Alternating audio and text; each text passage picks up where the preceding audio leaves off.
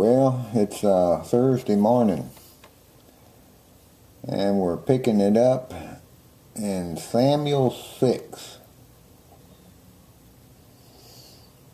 When the ark of the Lord had been in the Philistine territory 7 months, the Philistines called for the priests and the diviners and said, "What shall we do with the ark of the Lord?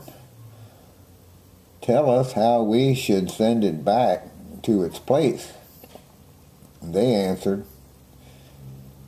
"If you return the ark of the God of Israel, do not send it away empty, but by all means send a guilt offering to him. Then you will be healed, and you will know why his hand has not been lifted from you." The Philistines asked, "What guilt offering should we send to him?" They replied, 5 gold tumors and 5 gold rats, according to the number of the Philistine rulers, because the same plague that has struck both you and your rulers. Make models of the tumors and of the rats that are destroying the country, and pay honor to Israel's God. Perhaps he will lift his hand from you and your gods and your land. Why do you harden your hearts as the Egyptians and Pharaoh did when he treated them harshly? Did they not send the Israelites out so they could go on their way? Now then, get a new cart ready with 2 cows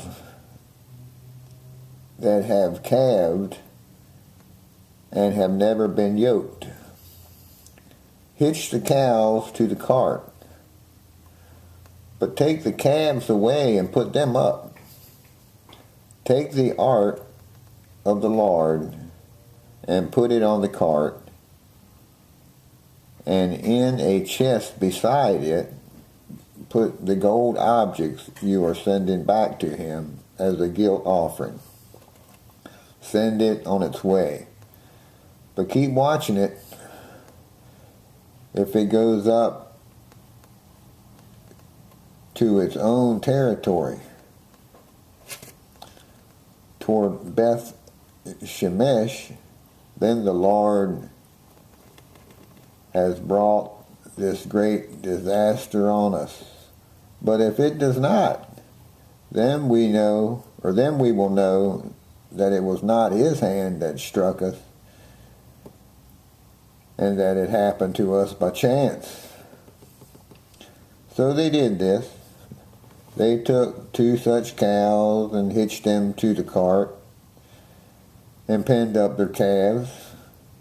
They placed the ark of the Lord in the cart, and along with it the chest containing the gold rats and the models of the tumors. Then the cows went straight up toward Beth Shemesh, keeping on the road and lowing all the way. They did not turn to the right or to the left. The rulers of the Philistines followed them as far as the border of Beth Shemesh. Now the people of Beth Shemesh were harvesting their wheat in the valley. And when they looked up and saw the ark, they rejoiced at the sight. The cart came to the field of Joshua of Beth Shemesh, and then it stopped beside a large rock. The people chopped up the wood of the cart and sacrificed the cows as a burnt offering to the Lord. The Levites took down the ark of the Lord together with the chest containing the gold objects and placed them on the large rock. On that day the people of Beth Shemesh offered burnt offerings and made sacrifices to the Lord. The 5 rulers of the Philistines saw all this and then returned that same day to Ekron. These are the gold tumors the Philistines sent as a guilt offering to the Lord, 1 each for Ashdod, Gaza, Ashkelon, Gath, and Ekron. And the number of the gold rats was according to the number of Philistine towns belonging to the 5 rulers. The fortified towns with their country villages, the large rock on which they set the ark of the Lord, is a witness to this day in the field of Joshua at Beth Shemesh. So that rock was still there. But God struck down some of them of Beth Shemesh, putting 70 of them to death because they had looked into the ark of the Lord. The people mourned because of the heavy blows the Lord had dealt them, and the men of Beth Shemesh, who can stand in the presence of the Lord, this holy God? To whom will the ark go up from here? Then they sent messengers to the people of Kareth Jearim, saying, the Philistines have returned the ark of the Lord. Come down and take it up to your place. So the men of Kareth Jearim came and took the ark of the Lord. They took it to Abinadab's house on the hill and consecrated Eleazar, his son, to guard the ark of the Lord.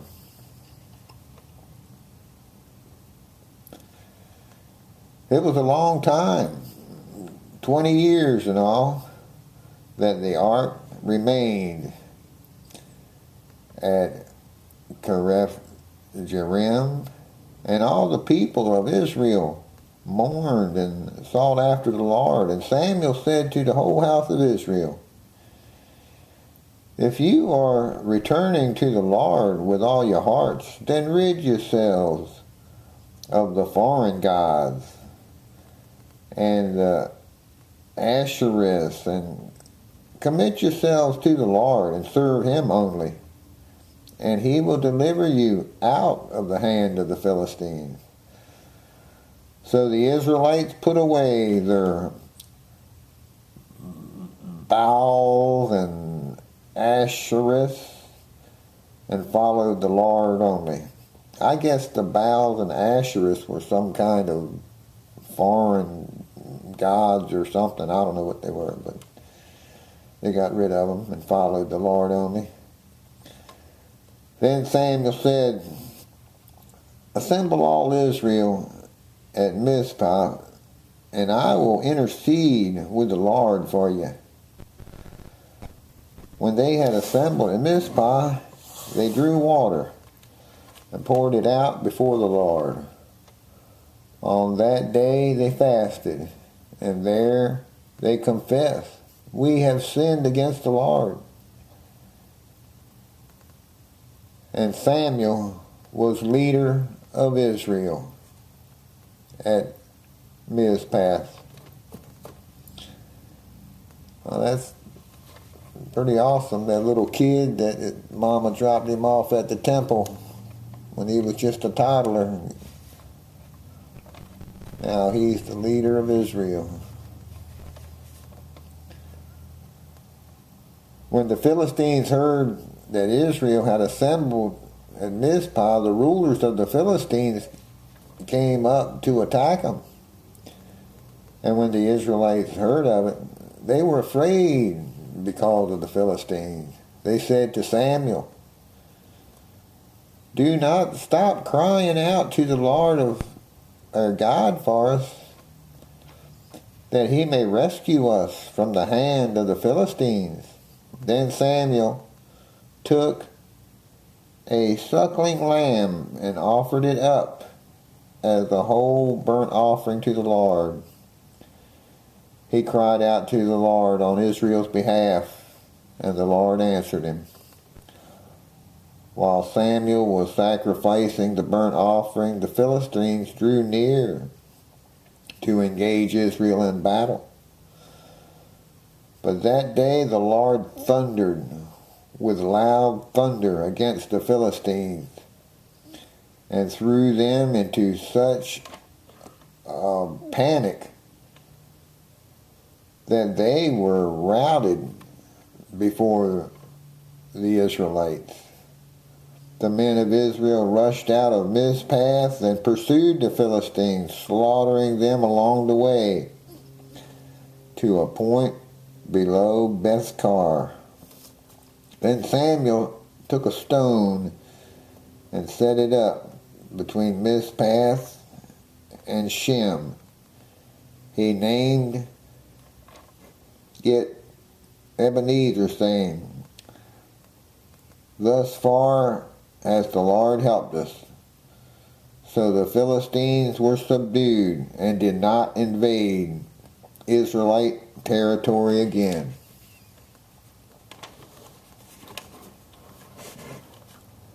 Throughout Samuel's lifetime, the hand of the Lord was against the Philistines. The towns from Ekron to Gath that the Philistines had captured from Israel were restored to her, and Israel delivered the neighboring territory from the power of the Philistines. And there was peace between Israel and the Amorites. And Samuel continued as judge over Israel all the days of his life. From year to year, he went on a circuit from Bethel to Gilgal to Mizpah, judging Israel in all those places. But he always went back to Ramah, where his home was, and where he also judged Israel. And he built an altar there to the Lord. When Samuel grew old, he appointed his sons as judges for Israel. The name of his firstborn was Joel, and the name of his second was Abijah. And they served at Beersheba. But his sons did not walk in his ways. They turned aside after dishonest gain and accepted bribes and perverted justice. So all the elders of Israel gathered together and came to Samuel at Ramah. And they said to him, "You are old, and your sons do not walk in your ways. Now appoint a king to lead us, such as all the other nations have." But when they said, "Give us a king to lead us," this displeased Samuel. So he prayed to the Lord, and the Lord told him, Listen to all that the people are saying to you. It is not you they have rejected, but they have rejected me as their king, as they have done from the day I brought them up out of Egypt until this day, forsaking me and serving other gods. So they are doing to you. Now listen to them, but warn them solemnly and let them know what the king who will reign over them will do.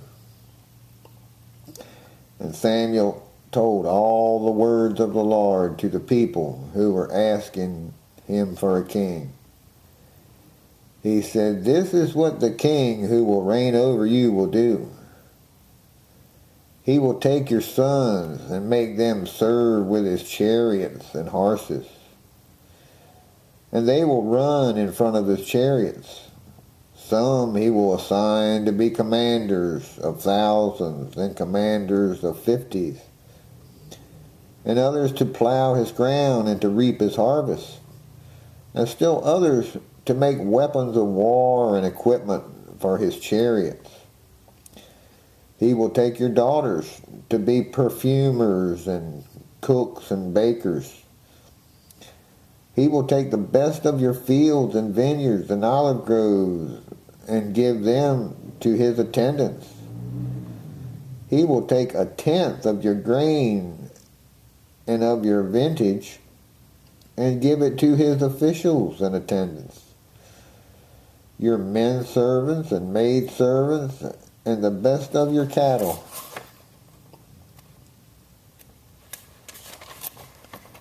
And donkeys he will take for his own. He will take a tenth of your flocks, and you yourselves will become his slaves. When that day comes, you will cry out for relief from the king you have chosen. And the Lord will not answer you in that day." But the people refused to listen to Samuel. "No," they said, "we want a king over us. Then we will be like all the other nations, with a king to lead us and to go out before us and fight our battles." When Samuel heard all the people, when Samuel heard all that the people said, he repeated it before the Lord, and the Lord answered, "Listen to them and give them a king." Then Samuel said to the men of Israel, "Everyone go back to his town."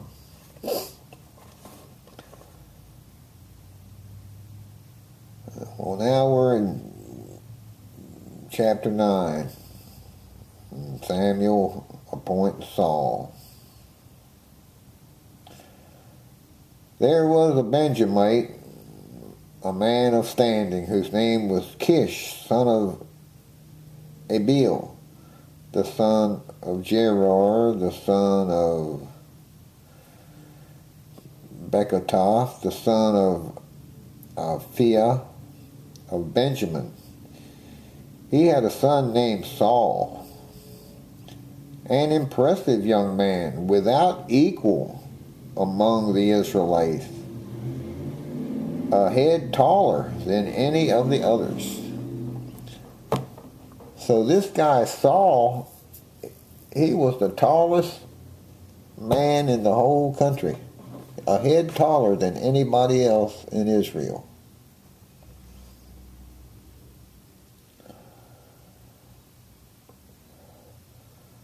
Said he was an impressive young man.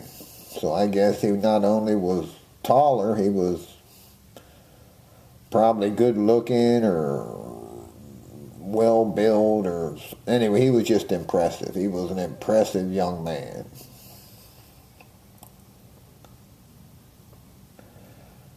Now the donkeys belonging to Saul's father Rish were lost.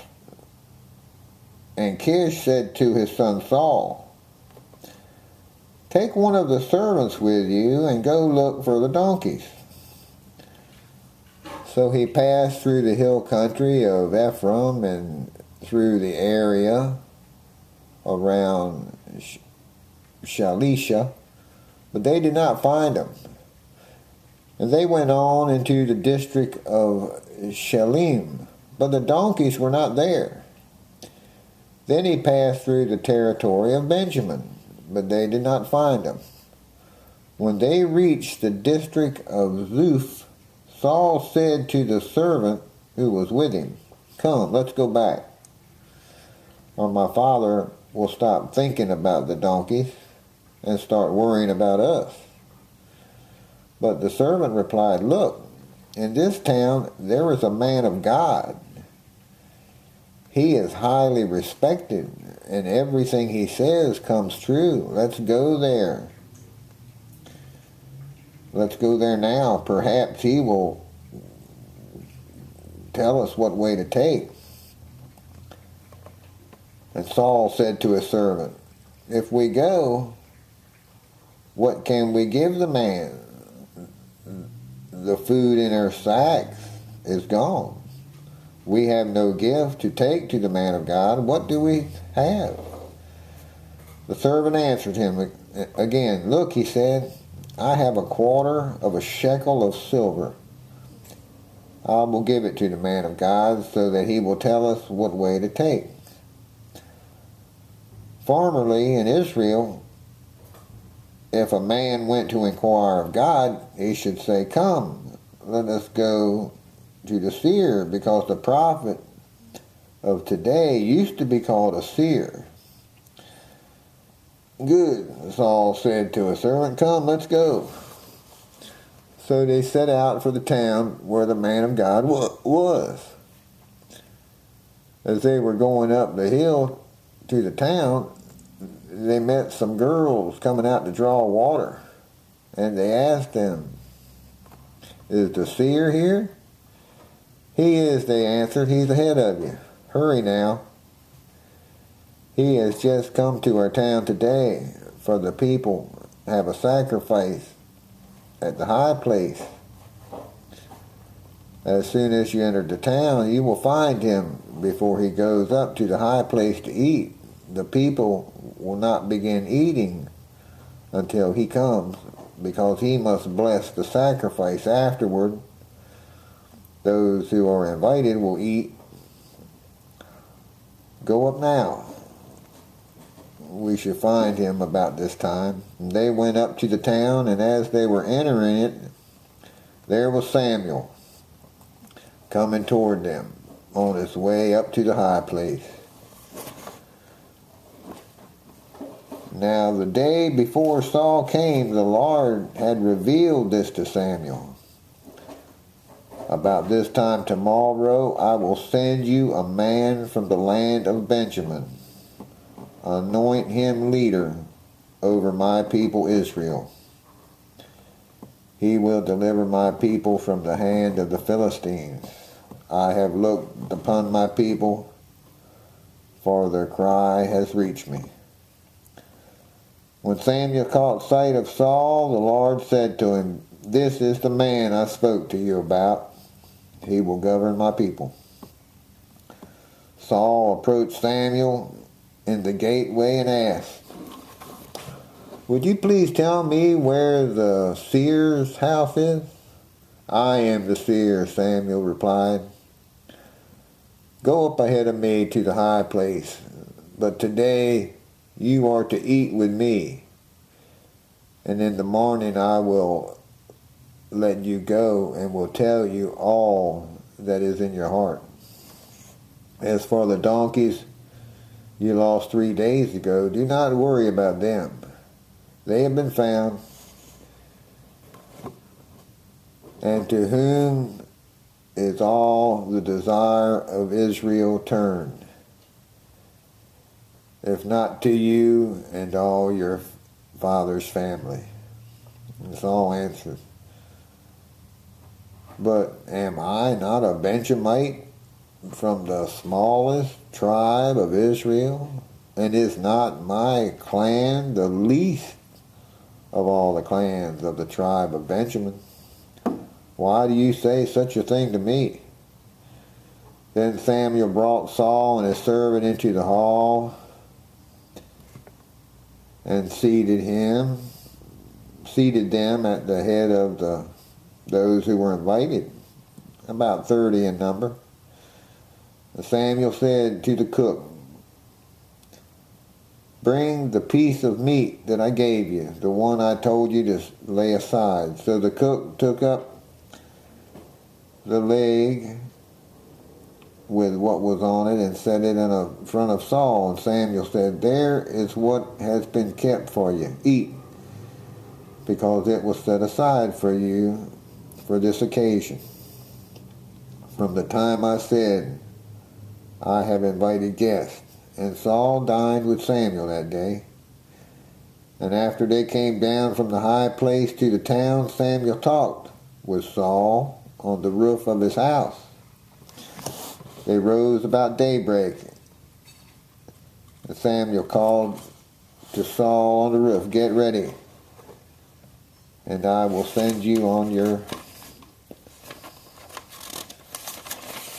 way."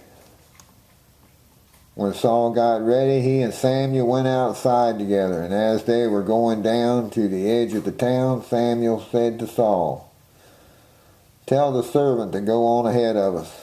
And the servant did it. "But you stay here a while, so that I may give you a message from God." Then Samuel took a flask of oil and poured it on Saul's head and kissed him, saying, "Has not the Lord anointed you leader over his inheritance? When you leave here today, you will meet 2 men near Rachel's tomb at Zelah on the border of Benjamin, and they will say to you, 'The donkeys you set out to look for have been found.' And now your father has stopped thinking about them and is worried about you. He is asking, 'What shall I do about my son?'" Now Samuel was telling Saul what is going to happen. Now Saul don't know this is going to happen. Samuel knows it because God told Samuel to tell him that. And when this does happen, he's going to remember that Samuel told him exactly what was going to happen.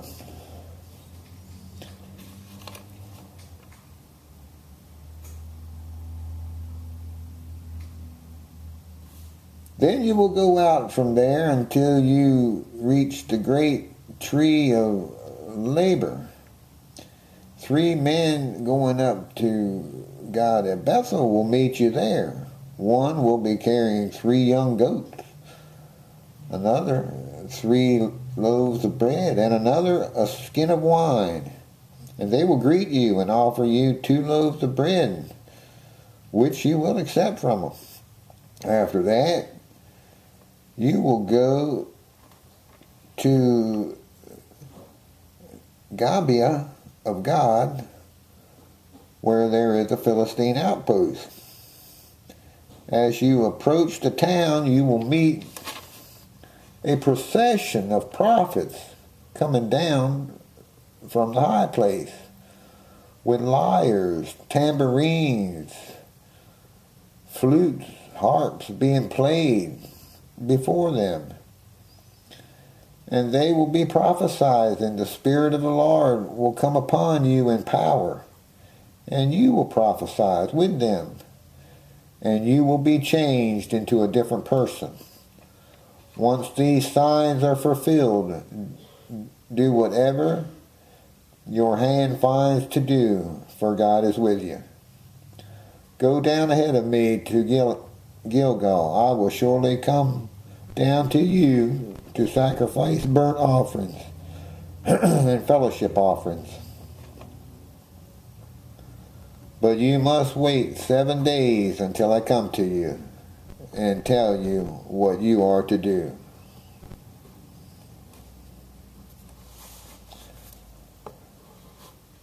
As Saul turned to leave Samuel, God changed Saul's heart.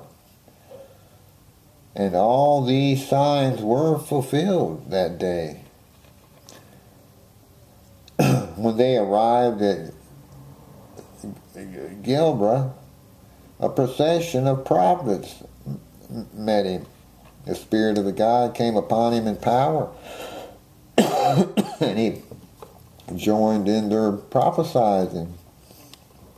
And all those who had formerly known him saw him prophesying with the prophets. They asked each other, "What is this that has happened to the son of Kish, is Saul also among the prophets?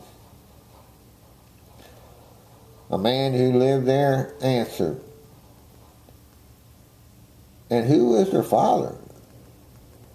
So it became a saying, is Saul also among the prophets? After Saul stopped prophesying, he went to the high place. Now Saul's uncle asked him and his servant, where have you been? Looking for the donkeys, he said, but when we saw they were not to be found, we went to Samuel. Saul's uncle said, tell me what Samuel said to you. Saul replied, he assured us that the donkeys had been found. But he did not tell his uncle what Samuel had said about the kingship. Samuel summoned the people of Israel to the Lord at Mizpah and said to them, this is what the Lord, the God of Israel, says. I brought Israel up out of Egypt, and I delivered you from the power of Egypt and all the kingdoms that opposed you. But you have now rejected your God, who saves you out of all your calamities and distresses. And you have said, no, set a king over us. So now present yourselves before the Lord by your tribes and clans. When Samuel brought all the tribes of Israel near, the tribe of Benjamin was chosen.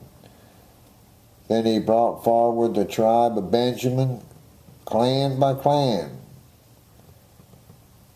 And Matri's clan was chosen. Finally, Saul, son of Kish, was chosen. But when they looked for him, he was not to be found. So they inquired further of the Lord, has the man come here yet? And the Lord said, yes, he has hidden himself among the baggage. They ran and brought him out. And as he stood among the people, he was a head taller than any of the others. Samuel said to all the people, do you see the man the Lord has chosen? There is no one like him among all the people. Then the people shouted, long live the king. Samuel explained to the people the regulations of the kingship. He wrote them down on a scroll and deposited it before the Lord and posted it before the Lord. Then Samuel dismissed the people, each to his own home. And Saul also went to his home in Gilboa, accompanied by valiant men whose hearts God had touched. But some troublemakers said, how can this fellow save us? They despised him and brought him gifts. But Saul kept silent.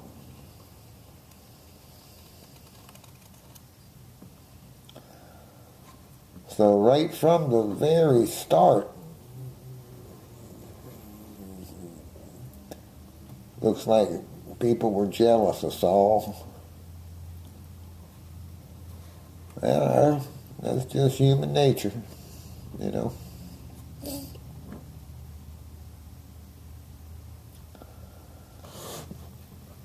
Well, in chapter 11, it says Saul rescues the city of Jabesh. Nahash, the Ammonite,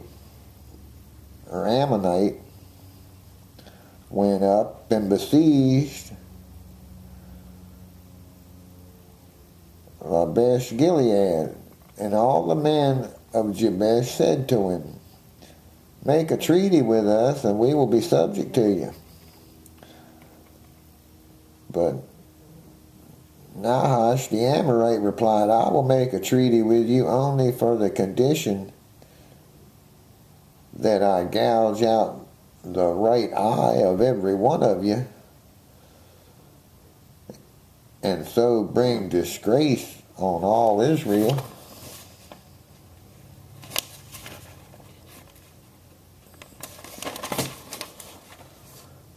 The elders of Jabesh said to him, give us 7 days so we can send messengers throughout Israel. If no one comes to rescue us, we will surrender to you. When the messengers came to Gilgal of Saul and reported these terms to the people, they all wept aloud. Just then Saul was returning from the fields behind his oxen, and he asked, what is wrong with the people? Why are they weeping? And they repeated to him what the men of Jabesh had said. When Saul heard their words, the Spirit of God came to him in power, and he burned with anger. He took a pair of oxen, cut them into pieces, and sent the pieces by messengers throughout Israel, proclaiming, this is what will be done to the oxen of anyone who does not follow Saul and Samuel. Then the terror of the Lord fell on the people, and they turned out as one man. When Saul mustered them at Bezek, the men of Israel murmured, or numbered 300,000, and the men of Judah 30,000. They told the messengers who had come, say to the men of Jabesh Gilead, by the time the sun is hot tomorrow, you will be delivered. And when the messengers went and reported this to the men of Jabesh, they were elated. They said to the Amorites, tomorrow we will surrender to you, and you can do to us whatever seems good to you. The next day Saul separated his men into 3 divisions. During the last watch of the night, they broke into the camp of the Amorites and slaughtered them until the heat of the day. Those who survived were scattered, so that 2 of them were left together. The people then said to Samuel, who is it that asks, shall Saul reign over us? Bring these men to us, and we will put them to death. But Saul said, no one shall be put to death today, for this day the Lord has rescued Israel. When Samuel said to the people, come, let us go to Gilgal, and there reaffirm the kingship. So all the people went to Gilgal and confirmed Saul as king in the presence of the Lord. There they sacrificed fellowship offerings before the Lord, and Saul and all the Israelites held a great celebration. Well, that looks like a good place to stop for now. And we'll pick it up the next time at 1 Samuel 12.